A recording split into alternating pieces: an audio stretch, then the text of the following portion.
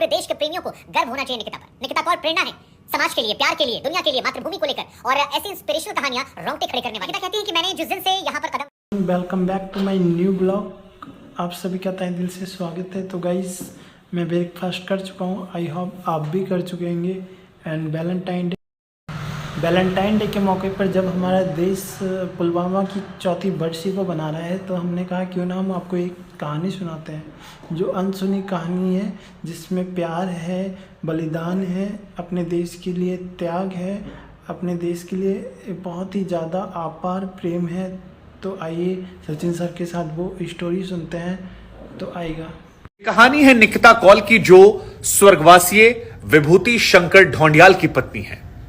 पुलवामा में आतंकवादियों द्वारा जब हमला किया गया, 40 जवान हमारे शहीद हो गए। उसके बाद उन आतंकवादियों का पीछा करने के लिए जो जवान गए थे, उसमें मेजर विभूति शंकर ढोंडियाल गए थे, और वहां वो वीरगति को प्राप्त होते हैं। मरणोपरांत उन्हें कई पुरस्कारों से नवाजा गया।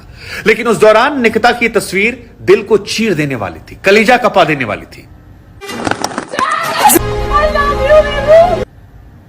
लेकिन निकिता ने अपने पति के प्रेम और पति का देश के प्रति समर्पण नहीं भुलाया, और यह ठाना कि वो उसी रास्ते पर आगे बढ़ेगी जिधर उसका पति आगे बढ़ा था। निकिता ने शॉर्ट कमीशन में अप्लाई किया क्योंकि वो एक सैनिक की विधवा थी, लिहाजा उनके लिए रास्ते आसान हो गए, और कई महीनों की ट्रेनिंग के बाद वो वर्दी में नजर आई।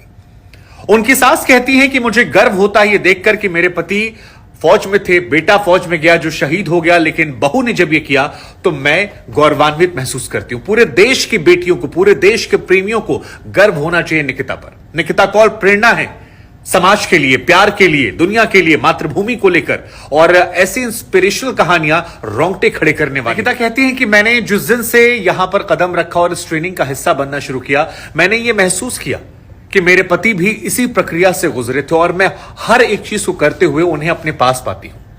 निकिता का एक वीडियो बड़ा वायरल हुआ था जब मेजर की शहादत हुई थी कि आप मुझसे बहुत प्यार करते हैं, लेकिन मैं जानती हूं कि आप मेरे देश से ज्यादा प्यार करते हैं। और इसी वजह से निकिता जब फौज की वर्दी में नजर आई, जब वो टोपी लोगों ने देखी, उनके चेहरे पर मुस्कुराहट देखी, तो लोगों की आंखें गमगीन हो गई उस शहादत को याद करके।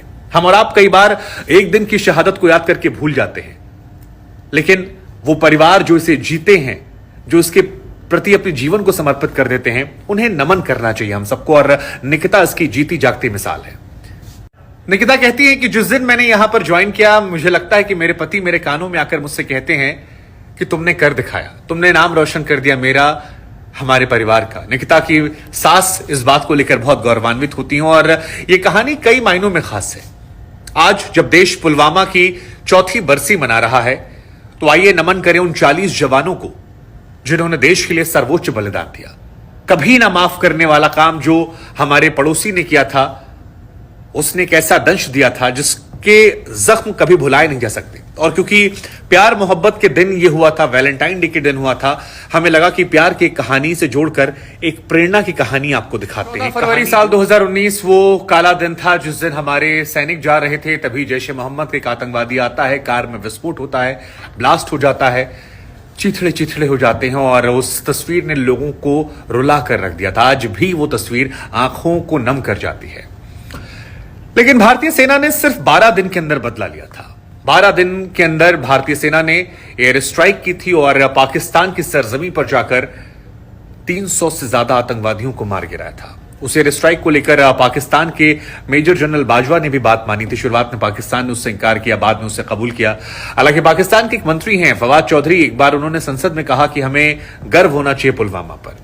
पुलवामा में जो हमारी कामयाबी है, ये बताने के लिए काफी है कि भारत पाकिस्तान से रिश्तों से क्यों बचता है। पाकिस्तान क्रिकेट खेलने को लेकर कई बार लोग कहते हैं क्रिकेट और सियासत को दूर रखना चाहिए, जायज है, लेकिन पाकिस्तान के मंत्री ने जिस तरह सार्वजनिक तौर पर कहा था वो भुलाया नहीं जाता, और ऐसी घटनाएं देशवासियों के अंदर एक आक्रोश पैदा करती हैं। हालांकि नफरत इसका समाधान नहीं है, लेकिन फिर भी पुलवामा की बरसी पर आइए नमन करें उन सभी जवानों को जिन्होंने देश के लिए सर्वोच्च बलिदान दिया। जय हिंद, जय भारत। और निकिता कौल की कहानी क्या आपको जीवन में जीने की प्रेरणा देती है? निकिता खुद कहती हैं कि लाइफ में कई बार लगता है कि सब खत्म हो गया, लेकिन जिंदगी आगे बढ़ने का नाम है, जीने का नाम है, और ये प्रेरणा उन्हें अपने पति से मिली थी, और यही प्रेरणा वो दुनिया वालों को देना चाहती हैं। जय हिंद, जय भारत।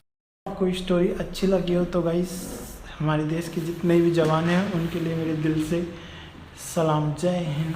एंड गाइस मैं शाम को खाना खा चुका हूँ, आई होप आप लोग भी खा चुके होंगे। एंड गाइस इस ब्लॉग को हम यहीं एंड करते हैं, मिलते हैं नेक्स्ट ब्लॉग में। अभी के लिए जय हिंद।